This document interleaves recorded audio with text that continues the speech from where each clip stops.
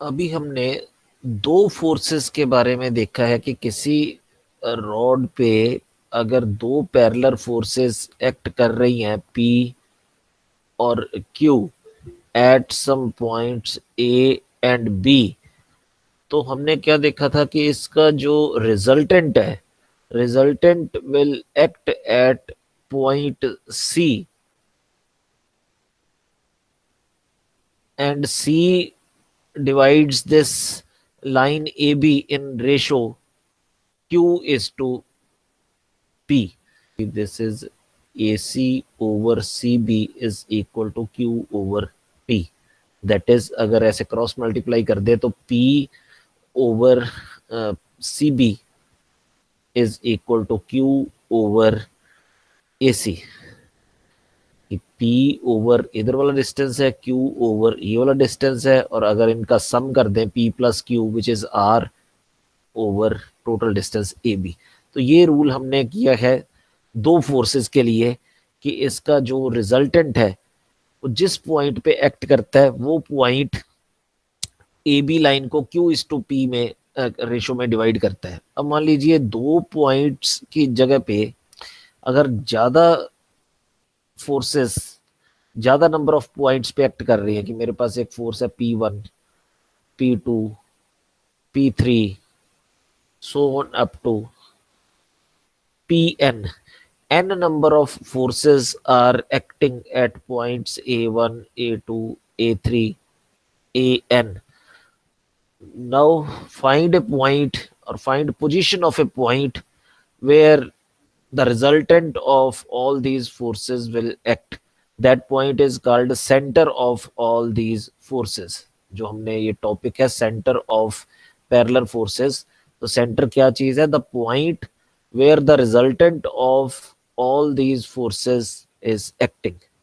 दो फोर्सेस में सेंटर हमें पता है, ये सी जो मैंने फॉर्मूला बताया कि ये है। तो अगर एन फोर्सेस है तो उसका सेंटर क्या होगा वो मैं लिखने जा रहा हूं फॉर्मूला। तो जिस लाइन पे ये फोर्सेस एक्ट कर रही हैं उस लाइन को मान लेना कि ये हमारा एक्स एक्सिस है,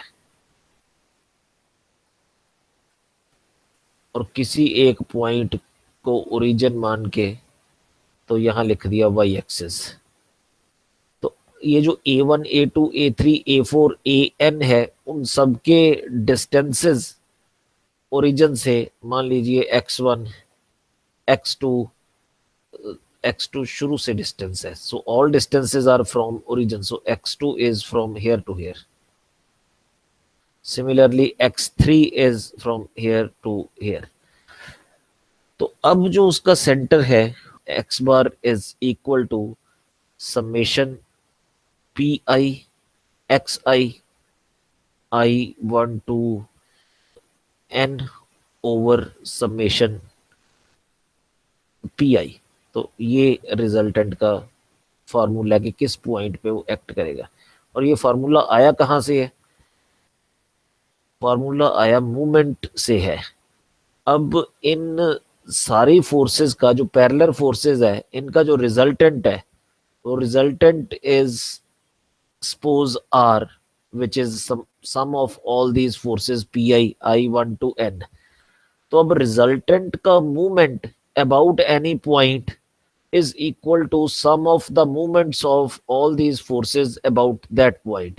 तो इस फॉर्मूले को यूज करें कि मूवमेंट का ये जो डिस्टेंस है, मान लीजिए x बार है इसका डिस्टेंस ओरिजिन से, तो इसका मतलब मेरे पास ये resultant into x bar will be equal to sum of the movements. ये जो P1, P2, P3 है इन सब का मूवमेंट कितना है?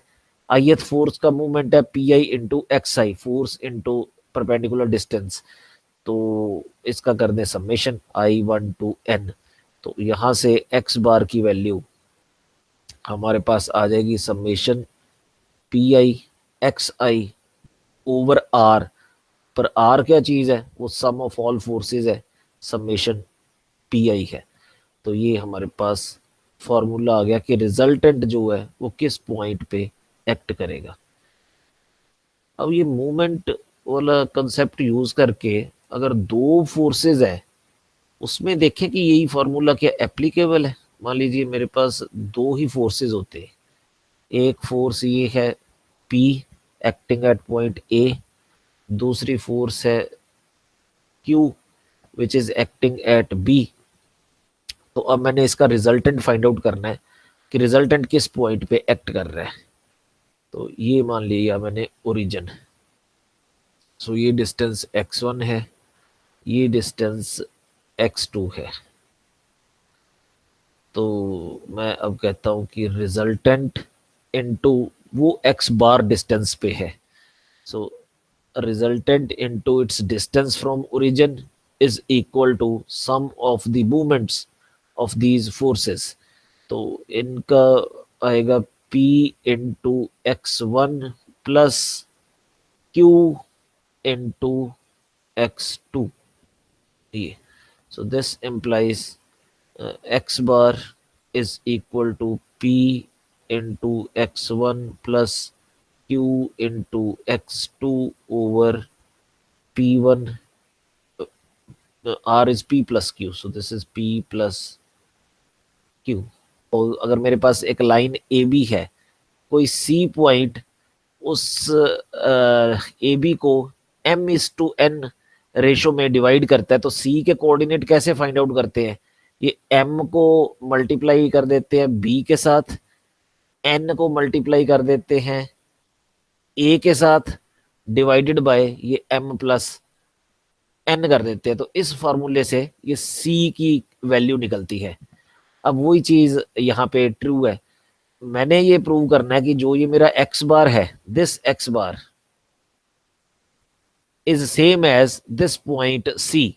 तो C मेरे को पहले से पता कि एक ऐसा पॉइंट है जो AB को Q/P रेशो में डिवाइड करता है। तो C के कोऑर्डिनेट्स फाइंड आउट करने हैं।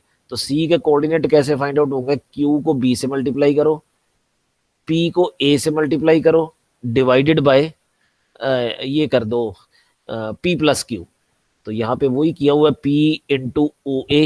ये P को A, ओ ए का मतलब है अगर इसके कोऑर्डिनेट्स लिखने हैं तो x1, 0 हो जाएगा। तो Q इंटू ओ बी मतलब Q को B से मल्टीप्लाई किया हुआ है, इसके कोऑर्डिनेट लिखने हैं तो x2, 0 हो जाएगा। तो ये कोऑर्डिनेट में लिख के देखेंगे तो वो वही चीज आ जाएगी। अब मैं कहता हूं कि एक लाइन की बजाय मेरे पास एक प्लेन है, इस प्लेन पे पैरेलल फोर्सेस एक्ट कर रही है नंबर ऑफ पॉइंट्स पे। सो P1 has coordinates x1, y1, P2 has coordinates x2, y2 and Pn has coordinates xn, yn। The question is where does the resultant of all these forces lie? तो अगर मान लीजिए resultant यहाँ पे लाई कर रहा है which is parallel to all these forces and its magnitude is summation P I I1 to n, और इसके coordinates x bar y bar हैं। तो x बार की वैल्यू कितनी होगी और y बार की वैल्यू कितनी होगी? सो x bar will be summation P I X I I over summation I1 to n over summation pi, and y bar will be summation pi yi I1 to n over summation pi। So this will be the value of the point where the resultant will act। अच्छा, अब इसके ना बड़े simple simple questions हैं। अगर आपके पास book है तो आप देख सकते हैं कि पैरेलल फोर्सेस दी हुई हैं, कोऑर्डिनेट्स भी फोर्सेस के दिए हुए हैं। तो रिजल्टेंट किस पॉइंट पे एक्ट कर रहा है उसके कोऑर्डिनेट फाइंड आउट करने हैं। तो ये फार्मूला सीधा सीधा ये फार्मूला लगा देना है। तो रिजल्टेंट के, ये अगर रिजल्टेंट है तो उसके कोऑर्डिनेट्स एक्स बार वाई बार इस फार्मूले से कंप्यूट हो जाएंगे। तो ये क्वेश्चंस आपने खुद अपने आप पढ़ लेने हैं। तो यहाँ एक नोट बड़ा इंपॉर्टेंट लिखा हुआ है, वो ये है कि जैसे ये पैरेलल फोर्सेस है, इनकी डायरेक्शन जो मर्जी बना दो, कि अगर मैं इन ये जो पैरेलल फोर्सेस है, सपोज सारी फोर्सेस इस डायरेक्शन में हो, P1 P2 P3 Pn, तो उसका रिजल्टेंट कैलकुलेट करें, या सारी फोर्सेस इस तरह वर्टिकल हो, P1 P2 Pn, तो इस तरह से उसका रिजल्टेंट कैलकुलेट कर ले। तो वो रिजल्टेंट जो है वो कहता कि वो चेंज नहीं होता on changing the direction of these forces. तो वो हर बार इसका मैग्नीट्यूड समेशन पी आई रहेगा, I1 to N। ये जो फोर्सेस हैं वो इस प्लेन के, चाहे वो परपेंडिकुलर एक्ट कर रही हो या किसी एंगल थीटा पे एक्ट कर रही हो, so resultant will be their summation P I, वो पैरेलल होनी चाहिए बस। और जो point of action of resultant है वो इस फॉर्मूले से कैलकुलेट कर देना है। एक्स बार ये दिया, वाई बार ये दिया हुआ है। तो एक्स बार वाई बार इनकी डायरेक्शन चेंज होने से चेंज नहीं होता। अब मैं कहता हूं कि मूवमेंट अबाउट ए लाइन क्या चीज है। कि सपोज मेरे पास किसी ऑब्जेक्ट को मैंने एक लाइन के अबाउट रोटेट करवाना है। जैसे हम घर में दरवाजा खोलते हैं, तो ये जो दरवाजे का जो एक पार्ट जो फिक्स्ड है, या जैसे हमारी कॉपी है उसका एक साइड ऐसे फिक्स्ड है, दूसरी साइड हम फोर्स लगा के ऊपर को पुश करते हैं, तो हमारा ये जो कॉपी का पेज है ये ऊपर उठ जाता है, या अगर ये दरवाज़ा है तो दरवाज़ा ऐसे खुल जाता है। तो in this situation we are taking movement of this force, वो जो फोर्स इस डायरेक्शन में लगाई है, movement of this force about this line. तो अब इसको कैसे कंप्यूट करेंगे? तो इसका फॉर्मूला ये है कि अगर मैं फोर्स F अप्लाई कर रहा हूं, तो इसको हमने मल्टीप्लाई करना है जिस लाइन के अबाउट मूवमेंट लेना है, और जो ये लाइन है इसकी फोर्स फोर्स वाली लाइन, इन दो लाइंस के बीच जो शॉर्टेस्ट डिस्टेंस है उस डिस्टेंस के साथ वो मल्टीप्लाई कर देना है। अब उसमें ये कह रहा है कि हमारे पास एक टेबल है, स्क्वायर टेबल, उसकी जो लेग्स हैं कॉर्नर पे नहीं लगी हुई, जो साइड्स के मिड पॉइंट्स हैं वहां पे उसकी लेग्स हैं। वैसे ऐसा टेबल कहीं होता नहीं है, पर हमारे क्वेश्चन में ये टेबल ऐसा ही है कि साइड्स के मिड पॉइंट्स पे ये इसकी लेग्स हैं। अच्छा, ये टेबल का जो वेट है, पहले तो वो वर्टिकली डाउनवर्ड एक्ट कर रहा है, तो वो किस पॉइंट पे एक्ट करेगा, क्योंकि ये स्केयर यूनिफॉर्म टेबल है, तो जो इसका सेंटर है वहां पे इसका वेट एक्ट कर रहा है। तो सेंटर मींस इसका जो दोनों डायगोनल्स को अगर ज्वाइन करवाएं, तो point of intersection of diagonals is the centre. तो एक तो इसका जो वेट है वो वर्टिकली डाउनवर्ड एक्ट कर रहा है, W। तो हमारा क्वेश्चन ये है कि find the greatest weight, find the greatest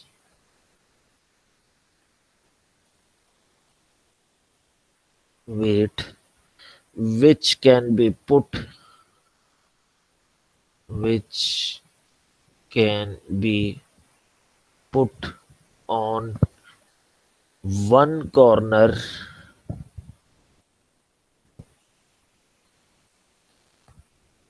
of the table without upsetting it। अब ना यहाँ वैसे देखिए कॉमन सेंस की बात है कि ये जो इसके कॉर्नर्स है, अगर मैं इस किसी भी एक कॉर्नर को नीचे को प्रेस करूंगा, ए बी सी डी, मान लीजिए ए कॉर्नर को नीचे को प्रेस करूंगा, तो इस टेबल के टिल्ट होने की जो है ना प्रोबेबिलिटी, वो बहुत ज़्यादा है। अगर मेरा टेबल ऐसा हो जिसके लेग्स वो कॉर्नर पॉइंट्स पे हैं, अब ऐसे टेबल पे हम कहीं पे भी वेट रख दें किसी भी कॉर्नर पे, तो ये टेबल जो है ना वो कभी नहीं ऐसे पलटेगा, टेबल वैसे ही रहेगा, क्योंकि टेबल जितना मर्जी यहाँ वेट रख दो और नीचे वो सपोर्ट है इसकी, तो टेबल टिल्ट नहीं होएगा। लेकिन यहाँ सिचुएशन अलग है। यहाँ मान लीजिए मैंने किसी कॉर्नर पे ये वेट रख दिया, अब जब वेट रख दिया तो ये वेट वर्टिकली डाउनवर्ड है, तो इस वर्टिकली डाउनवर्ड वेट की वजह से ये वाला जो सी पॉइंट है ये ऊपर को उठेगा, ये डी पॉइंट भी ऊपर को उठेगा, बी भी ऊपर को आएगा, तो ये टेबल इस साइड को टिल्ट हो जाएगा। तो कहता है कि हम यहाँ ए पॉइंट पे मैक्सिमम कितना वेट लगा सकते हैं कि टेबल जो है वो टिल्ट ना हो, वो कैलकुलेट करना है। तो मान लीजिए हमने यहाँ पे कोई पी वेट लगा दिया, तो जब ये टेबल टिल्ट होगा तो अपने माइंड में ये इमेजिन करके देखें कि जो ये वाली लास्ट टू लेग्स हैं, ये जिसको मैं अब ग्रीन करने जा रहा हूं, कि ये वाली लेग और इधर वाली ये लेग, इनका जो कांटेक्ट है वो पहले जमीन से हटेगा, कि टेबल ने ऊपर इस डायरेक्शन में उठना है। अगर मैं इधर नीचे से इधर ऐसे प्रेस करूंगा तो जो ये पास वाली दो लेग्स है इनका कांटेक्ट नहीं खत्म होगा पहले जमीन से। कौन सी लेग्स का कांटेक्ट खत्म होगा? जो ये दूर वाली है, कि ये ऊपर उठेंगी तो ये टेबल इस डायरेक्शन में टिल्ट हो जाएगी। तो लेकिन हमने वेट यहाँ पे इतना लगा के रखना है कि ये जो दो एंड पॉइंट्स हैं लेग्स के, ये बिल्कुल थोड़ा सा ऊपर उठे पर टेबल टिल्ट ना हो, कि उसके बाद हम और थोड़ा सा भी वेट लगाए तो ये टेबल टिल्ट हो जाए। तो मतलब हमने इसकी इक्विलिब्रियम पोजीशन पे रखना है कि इनका कांटेक्ट तो जमीन से हट जाए बट टेबल टिल्ट ना हो। तो उस सिचुएशन में क्या होगा कि मेरे पास जो फोर्सेस एक्ट कर रही होंगी इस टेबल पे, एक तो इसका वेट वर्टिकली डाउनवर्ड वो कर रहा है, एक पी पॉइंट पे जो फोर्स है वो कर रही है, ये दो ही फोर्सेस एक्ट कर रही हैं। और ये एक ई एफ जो मैंने एज ड्रा की है, तो टेबल की टेंडेंसी इस एज के अबाउट रोटेट करने की है, तो पर ये रोटेट कर नहीं रही। इसका मतलब movement of this force about this line E F is same as movement of W about E F, कि ये दो फोर्सेस का movement about this line E F अगर सेम है तो ये इक्विलिब्रियम में रहेगी, टेबल टिल्ट नहीं होगी। टेबल टिल्ट कब हो जाएगी? जब पी का मूवमेंट इस डब्ल्यू के मूवमेंट से ज्यादा हो जाएगा about this line E F, फिर ये इधर को टिल्ट हो जाएगी। तो मैं ये कहता हूं कि since the table is at equilibrium position,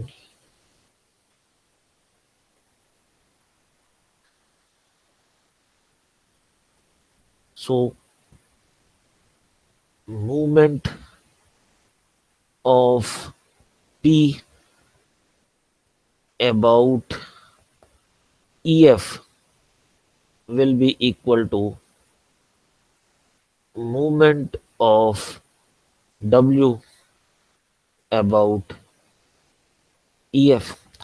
तो इस फोर्स का मूवमेंट जो है वो किसके बराबर आएगा? P मल्टीप्लाइड बाय, ये मेरी लाइन है EF, इसका जो परपेंडिकुलर कंपोनेंट है वो फोर्स ऑलरेडी इसके परपेंडिकुलर ही है, ये जो P फोर्स है इसके परपेंडिकुलर है, तो इसका जो कंपोनेंट इसके परपेंडिकुलर है तो वो सेम p ही रहेगा, और जो शॉर्टेस्ट डिस्टेंस है वो ये शॉर्टेस्ट डिस्टेंस आएगा इसके बीच। तो ये कैलकुलेट कर लेना है। मान लीजिए ये पॉइंट का नाम g है, तो इसको हम लिख लेते हैं A G is equal to w times ये डिस्टेंस, अगर ये o है तो ओ जी।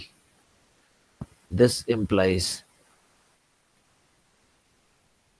अब ये मिड पॉइंट्स है मेरे किसी ट्राइंगल में। अब अगर मैं ये इक्विलेटरी आइसोसेलेस ट्रायंगल है, क्योंकि ये स्केयर की दोनों साइड्स हैं, तो ये दोनों इक्वल हैं, एडजेसेंट साइड्स ऑफ स्केयर, तो ये दो साइड्स तो बराबर हैं। और इनका अगर मैं मिड पॉइंट लूँ, ये और ये इनका मिड पॉइंट को ज्वाइन करूँ और उधर अपना इसको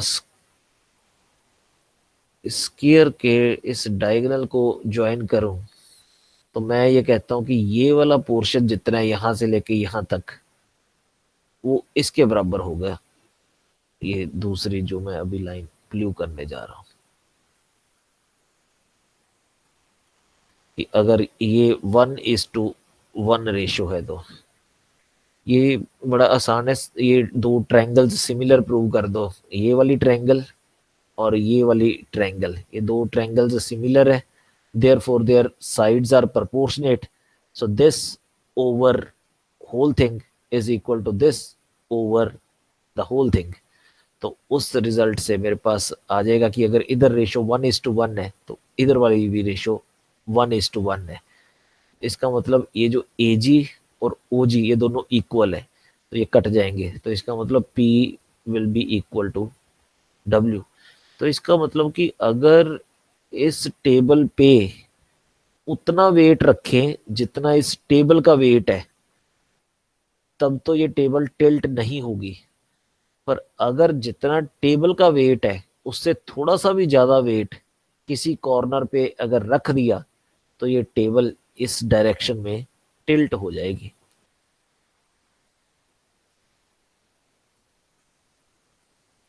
ये तीन फोर्सेस जो है ना, वो किसी ट्रायंगल के वर्टिसेस पे एक्ट कर रही हैं पैरेलल।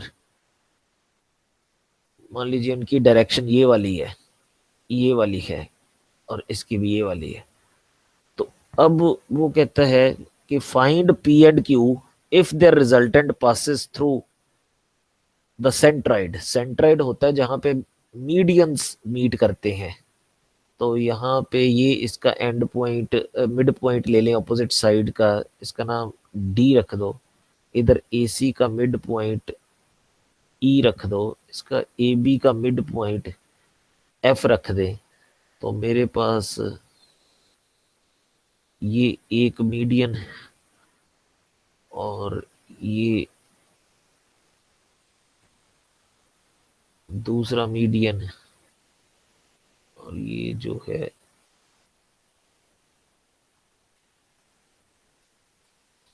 तीसरा मीडियन, तो इसका नाम होता है सेंट्रॉइड। तो ये भी गिवन है कि जो रिजल्टेंट है, resultant is passing through the centroid, find P and Q। अच्छा, अब जैसे मैंने पहले रिजल्ट ये बताया था कि जो ये पैरेलल फोर्सेस एक्ट कर रही हैं किसी ट्रायंगल के कॉर्नर्स पे, इनकी डायरेक्शन कुछ भी हो सकती है, कि ये सारे इस डायरेक्शन में पैरेलल हों या इस डायरेक्शन में पैरेलल हों, तो रिजल्टेंट की पोजीशन चेंज नहीं होती। तो मैं ये मान लेता हूं कि ये जो तीन फोर्सेस हैं जो एक्ट कर रही है वर्टिक जो parallel forces at the corner, वो फोर्सेस ना ट्रायंगल को परपेंडिकुलर है। ये तीनों फोर्सेस ट्रायंगल का जो प्लेन है उस प्लेन पे राइट एंगल पे है, F3। ये भी 90 डिग्री है, ये सारे 90-90 डिग्री पे है, ये अज्यूम कर लेते हैं। और इसका मतलब रिजल्टेंट भी फिर इनके पैरेलल 90 डिग्री पे होगा। तो R की वैल्यू जो है this is F1 + F2 + F3 ये आएगा। तो ये हमने पी और क्यू फाइंड आउट करना है, और हमारे पास एक ही फॉर्मूला है अभी तक कि मूवमेंट अबाउट सम लाइन और movement about some point. A point से एक परपेंडिकुलर ड्रा करें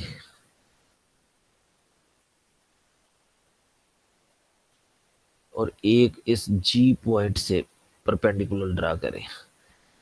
तो दो ट्रायंगल्स मेरे पास सिमिलर आ गई हैं। एक ये छोटी triangle, triangle G M D, this triangle is similar to, ये बड़ी ट्रायंगल है एक, ये वाली A L D, A L D. हमें ये पता है कि जो ये मीडियन होता है, सॉरी, जो ये सेंट्रॉइड है, वो किसी भी मीडियन को 2:1 रेशो में डिवाइड करता है कि ये ऊपर 2 पार्ट्स है, नीचे ये 1 पार्ट है। So G D is 1/3 of, G D is 1/3 of A D. पर क्योंकि ये दो ट्रायंगल्स सिमिलर हैं, ये एक छोटी वाली ट्रायंगल और एक ये बड़ी वाली ट्रायंगल, तो ये जो लाइन है वो जितनी रेशो में इस साइड को डिवाइड कर रही है उतनी रेशो में इन साइड को भी डिवाइड करेगी। तो वो प्रोपोर्शनैलिटी वाला फार्मूला अगर आप लगा के देखेंगे कि ये छोटी side divided by this whole side, फिर ये छोटी side divided by whole side, फिर this length divided by this total length, तो आपके पास क्या आएगा कि ये जो ए एल है that is 3 times G M. जैसे ये जी डी टोटल का 1/3 है, ऐसे यही वाला जो जी एम है, G M will be 1/3 of AL due to similarity.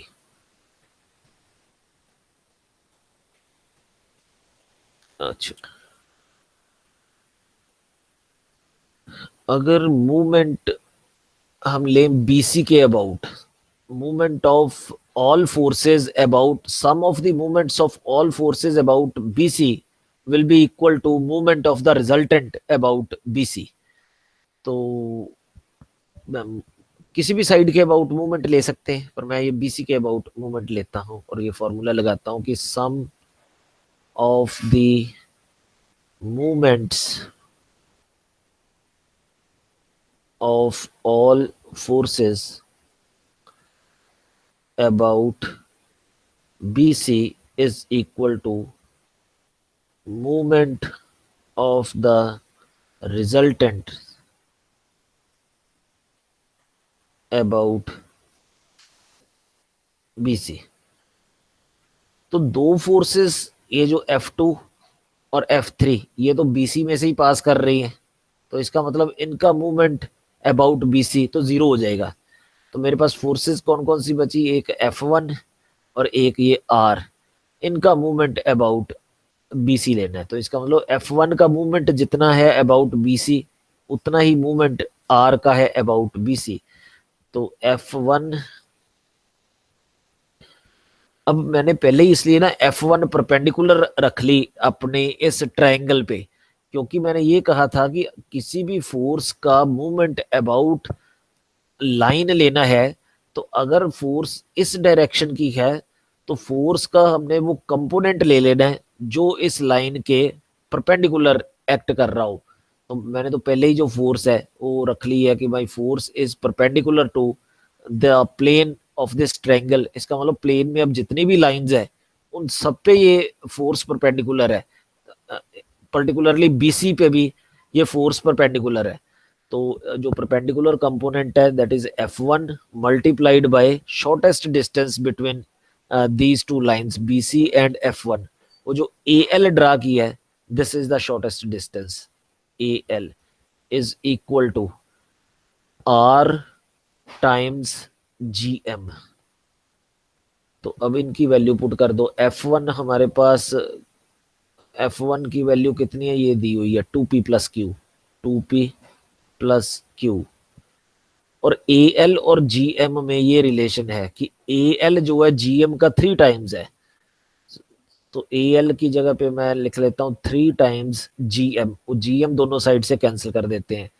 तो आर की वैल्यू कितनी आ जाएगी, आर जो है इन तीनों का सम है, तो ये सम कर दो कितना आएगा, 2 + 4 6p, और ये Q और Q तो कट जाएंगे +8। सो यहाँ से हमारे पास एक इक्वेशन आएगी 6p + 3q, 6p + 3q is equal to 6p + 8।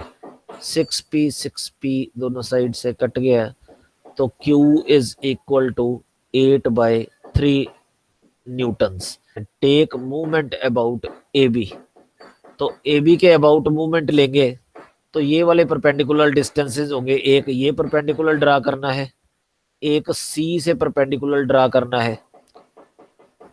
तो ये सारी कैलकुलेशन करने के बाद आप देखेंगे कि फिर क्यू कैंसिल होएगा और पी की वैल्यू कैलकुलेट हो जाएगी, पी की वैल्यू भी 8/3 न्यूटन ही कैलकुलेट होएगी। तो ये आपने कैलकुलेट खुद कर लेना है। So this angle A is π/6 और B is A, B and C is π/3, π/3। तो और ये भी दिया हुआ है कि फोर्सेस 5, 12 एंड 13 BC के अलोंग 5 है फोर्स, सो इधर फोर्स है 5 न्यूटन, CA के अलोंग है 12 न्यूटन एंड AB के अलोंग है 13 न्यूटन। तो कहता है कि find movement of these forces about opposite vertex. So पहले देखिए movement of A B about C, जो इसके ऑपोजिट वर्टेक्स ये है सी। तो अब मेरे को बताएंगे कि कितना आएगा। मूवमेंट की डेफिनेशन मैं आपको बता चुका हूं, तो कितना आएगा मूवमेंट इस ए बी फोर्स का अबाउट सी। तो एंटी क्लॉकवाइज के लिए प्लस साइन लगता है, so therefore this is 13 times BC। इस तरह से movement of BC about A, so this thing is equal to, अब ये जो परपेंडिकुलर डिस्टेंस है, this perpendicular distance is AB और फोर्स है 5 newton, so 5 multiplied by AB। So this is movement of movement of BC about A. Third is movement of this CA about B. So this thing is equal to, अब इस force का, मेरी force इस direction में है CA, तो इस force का P पे, अगर P इस B पॉइंट के अबाउट मूवमेंट देखना है, तो B से एक परपेंडिकुलर ड्रा कर ले यहाँ पे, तो ये परपेंडिकुलर जो है वो पता होना चाहिए। Suppose this point is D, तो मेरा आंसर आएगा BD लेंथ इंटू 12, सो 12 इंटू BD। तो अब लेकिन अगर हम ये जो एंगल्स दिए हैं, इन एंगल्स को यूज करके तो ये सारा कुछ कंप्यूट करना है कि sine A over the opposite side, so opposite side is BC, is equal to sine B over opposite side AC is equal to sin C over its opposite side, that is AB. So this implies, अब A angle हमें दिया हुआ है ये π/6, π/6 means 30 degree, so sin 30 is 1/2, so this is 1/2 over BC is equal to sin B, B 90 degree है तो ये 1 हो गया, तो 1/AC is equal to sine C over A B. C जो है वो 60 डिग्री है, 60 डिग्री का मतलब √3/2 over A B.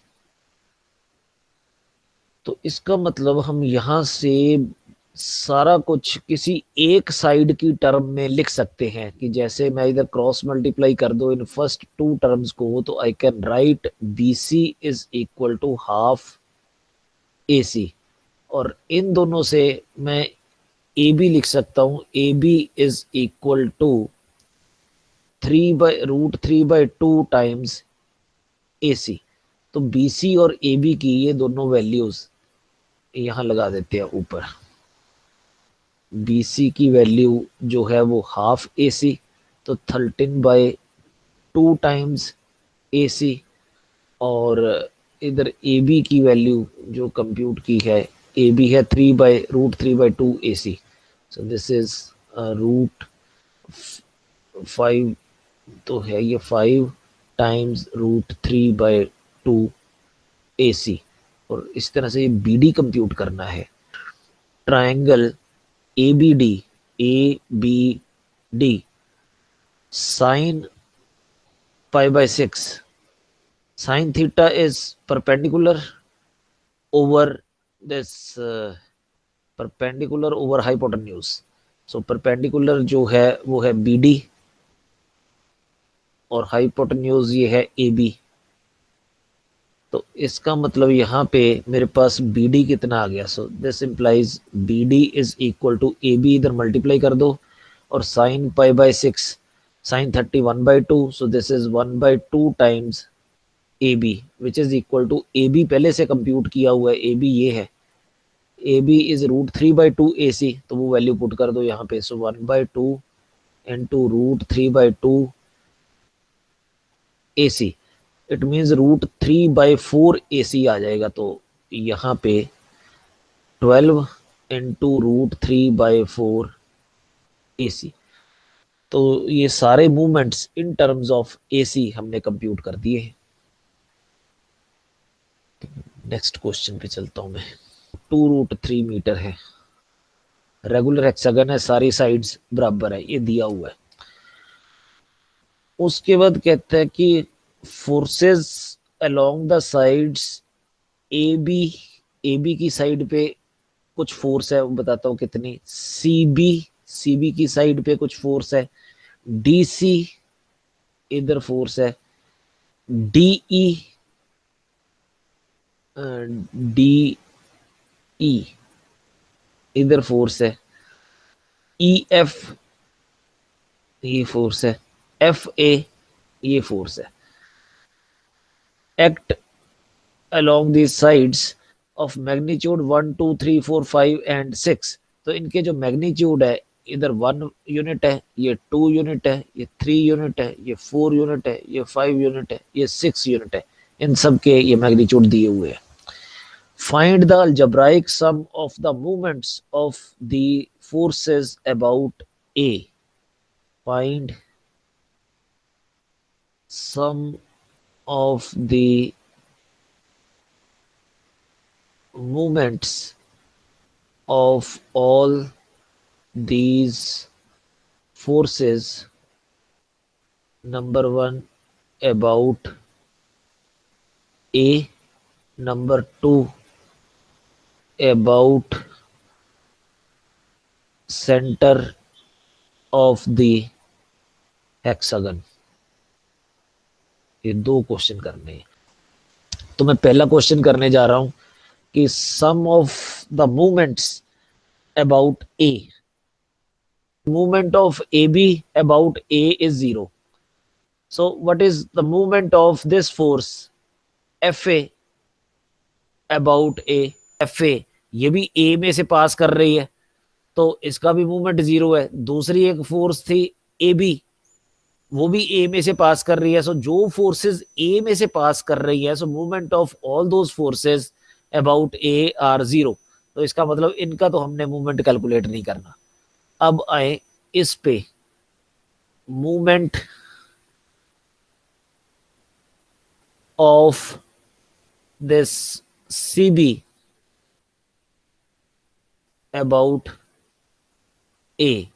This thing is equal to force multiplied by perpendicular distance. Force यहाँ पे 2 यूनिट फोर्स दी हुई है, तो ये तो है force multiplied by perpendicular distance. Perpendicular distance कैसे कैलकुलेट होगा? इस लाइन को आगे बढ़ा दिया और यहाँ ए से इस लाइन के ऊपर परपेंडिकुलर ड्रा कर दो. तो ये जो मैंने डॉटेड लाइन ड्रा की है ये कंप्यूट करनी है. सो हाइपोटेन्यूज इज गिवन 2√3 और ये एंगल पता है 60 डिग्री. तो इसका जो सामने वाली साइड होगी वो r sin 60, तो दैट इज 2√3 sin 60 या √3/2. ये इससे कट गया. √3 इंटू √3 3 आ गया. So this thing is 3. तो परपेंडिकुलर डिस्टेंस 3. लेकिन अब इसके साथ एक साइन भी लगाना है, तो इसका साइन नेगेटिव लगना है. तो दिस इज -6. फिर दूसरी फोर्स है मेरी DC. So movement of DC about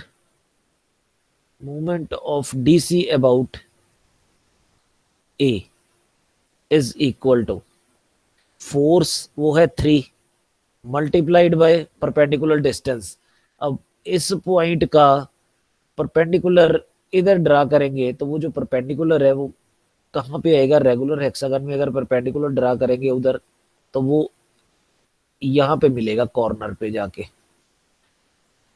ये टोटल 120 डिग्री के हैं. अगर मैं इस पॉइंट से बाकी दोनों पॉइंट्स को मिला दूं तो सारे एंगल इक्वल होंगे. ये 30 डिग्री का अगर E के साथ मिलाएंगे, F के साथ मिलाएंगे तो 60 डिग्री का, और A के साथ मिलाएंगे तो 90 डिग्री का. सो दिस एंगल इज 90 डिग्री.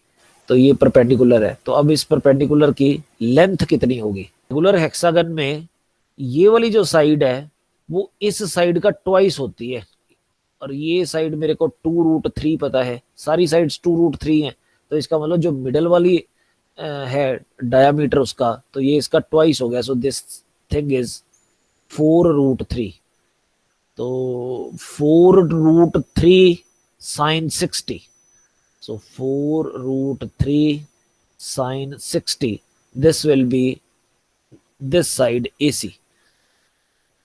अच्छा, अब उसके साथ साइन लगाना है कि कौन सा लगेगा. अब मेरी फोर्स जो है वो इस डायरेक्शन में है, तो फिर ये वही है क्लॉकवाइज वाली, तो इसके साथ माइनस साइन लग जाएगा. So this thing is equal to minus, यहाँ √3/2 आएगा. √3 इंटू 3 किया वो 3 आएगा. 3 इंटू 3 9 आएगा. 2 से डिवाइड किया तो ये 2 रह जाएगा. तो 9 इंटू 2 18 आ जाएगा यहाँ पे, -18. अच्छा, उसके बाद ये देखें कि मूवमेंट ऑफ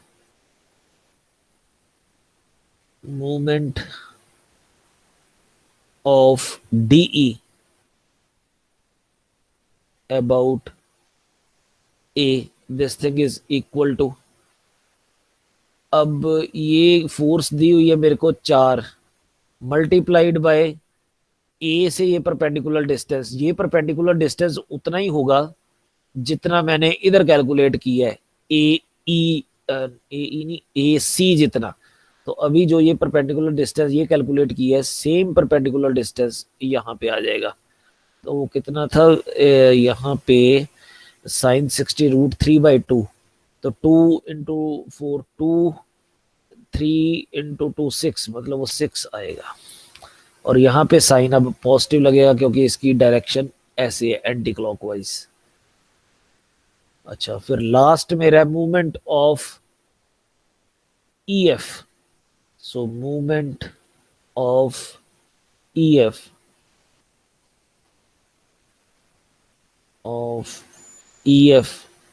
अबाउट A.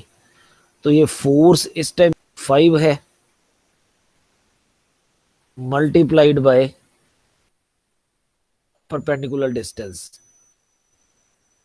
तो ये परपेंडिकुलर डिस्टेंस इतना ही आएगा जितना इधर परपेंडिकुलर डिस्टेंस आया था.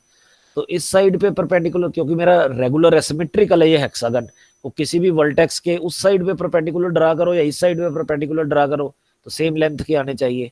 तो इधर मैंने जो ये परपेंडिकुलर कैलकुलेट किया था सी बी वाली साइड में, तो परपेंडिकुलर की वैल्यू 3 आई थी। सो दिस इज 3, तो वही 3 हम यहाँ पे लगा देते हैं।